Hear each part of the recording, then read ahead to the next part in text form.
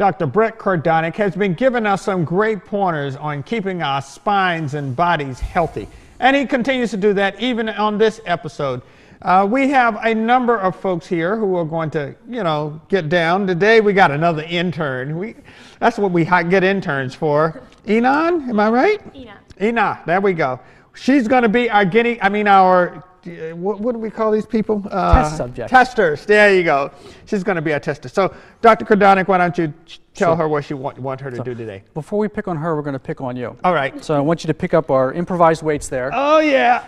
So now the first thing is, whenever you pick up your weights, let's put them back down again. We might as well do it correctly. Okay. You always want to get right in front of them. Yep. Pick them up, keep them close to your body, and then stand up. Because if you're reaching and twisting, that's potential for injury. And as much as I would love to have you as a patient, I'd rather not it be on this show. I mean, me too. Okay. So when you're doing the weights, when we talked about your head posture before, even when you're doing bicep curls, you want to keep the head back. And you really want to, isolate. And you want to keep the elbows back and you keep the head relaxed. At the same time, you don't want to hold your breath. Right. So you want to breathe. If you have to count out loud, you want to do that. And let's say that you're working your arms and your upper body, but you have a low back problem. You can do those same exercises sitting down.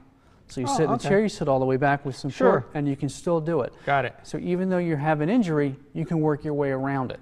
Now, does it make a difference doing it this way or opposite hands? It depends what you want to do. Okay. You can have, there's a lot of exercises with dumbbells for biceps.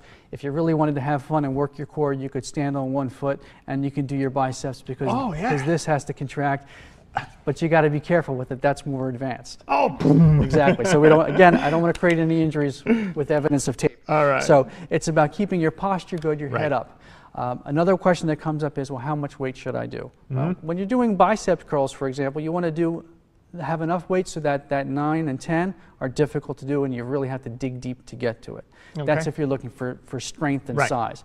If you're looking for muscle tone, it's low weight, high repetition. You want to do 3 sets and you just want to take your time and you want to work the muscle and you want to concentrate with it. Okay. See, I'm not so sure I do them right. Now that you tell, I'll tell you what I do. I actually have 35-pound weights that I actually curl, and I do them in 15 rep segments, usually opposite. Right. I rarely do the 2 together. Well, I got to say, if you're doing 15 repetitions and you're not having any problems. No problems that I'm aware of. Then you either increase the weight or you add another set. Because otherwise, we talked about change. Your body gets used to it and you're not going to do anything different. So you want to modify how you do it. I just don't do it as often. I mean, sometimes I wait 2 or 3 weeks before I do it again, and then I'll go for 2 or 3 weeks. So again, it's the repetition. So if you're doing it every 2 or 3 weeks, you can do whatever you want because your body's not going to remember it by the next time you get there anyway. Right. Okay. So before we get to you with the lower back program for low back pain, we talked about how when new fads come out, new exercises, routines, and something exciting is there, new injuries come up as well. So the new thing is Zumba. We're not going to make you do it, but the new thing with Zumba is people are now having knee problems. And it's not so much from the jumping up and down that they were getting from aerobics, it's because their feet is getting stuck and they're twisting, because with Zumba, evidently, you have to twist and you change your position. So using your hips a lot. Using your hips and your feet. So you got to either put on socks so that you can slide, or you get the dance shoes so that you can slide, so that you can move your body without injuring your knees, which will also help your hips and your lower back. So that's the Zumba tip. But let's talk about low back pain. So if somebody has low back pain, we have to get things moving before you can go into your normal exercise routine. And again, whenever you start an exercise, you never want to do it first thing in the morning. You want to make sure that your body is warmed up before you get started. So the first one is for your lower back to stretch it out. So I'm going to have you lie down on your back, right in front here. All right, and what you're going to do is you're going to open up those joints in the lower back. So you're going to grab one knee, grab your right leg, and you're going to pull it up towards your shoulder, and you feel that stretching in your lower back. I'm glad you have your head down. You don't have to have your head up. Keep it relaxed. You hold that for 3 to 5 seconds, feel that stretch, and then you do the other leg and pull that up, and really, really pull that. I know you're young and flexible, but for the rest of us, this is what you want to do. From there, you then do both legs. Okay, so then bring those up, and you feel that stretch there, and then you would repeat it. You run through that 3 or 5 times. Now, see, if I do that, my knees would be popping. Just the first 3 times. Making all the noise. The first 3 times, then it will loosen up. So you're gonna run through that 3 to 5 times. And then from there, we're going to work on what we talked about, the cat-camel exercise. So you're going to get on your hands and your knees, right? Just like a cat would do I like this one. I like this one. So everybody can get on their hands and knees. All right. So the first thing is I want you to get like a cat. So when a cat gets angry, what does it do? Raises up his back. Right. So we're going to go the other way first. So the back comes up, the head comes down, and you exhale when you do that, and that's going to stretch everything up in here in the back. And then you go the reverse to the camel. You breathe in, and you pick the head up. Right. And then you go the other way again. Sound effects are great. And you'll do that 3 to 5 times. And the more you do it, the easier it gets, and you'll get more flexible as that goes on. From that position, we're going to keep with the animal theme, and we're going to go to the downward dog, which is a yoga exercise where you're going to stand on up carefully. Okay. And you're gonna walk your way back. She's showing off now. And when let's see if we can do this one. There you go. That's great. Now you're gonna let your head relax. Get back down there. Oh yeah. I'll watch her now. All right. So, So you're there. Let your head relax. Feel the muscles in the backs of the legs stretching, which is going to help the lower back. Let your head rest too, because we don't want to mess with that. You do that for 3 to 5 breaths.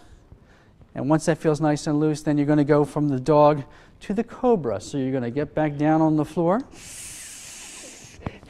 There you go. And you're going to let those hips come down. Okay. And you reach up and you tilt your head up to the ceiling.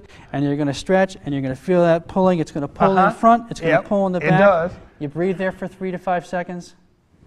3 to 5 breaths, I should say. And then you relax. Okay. And then you can repeat that. All right, so it was the knee to chest exercise first, so you're on your back. Then you'll be doing the cat and the camel. From there, you then do the dog, and you go right to the cobra.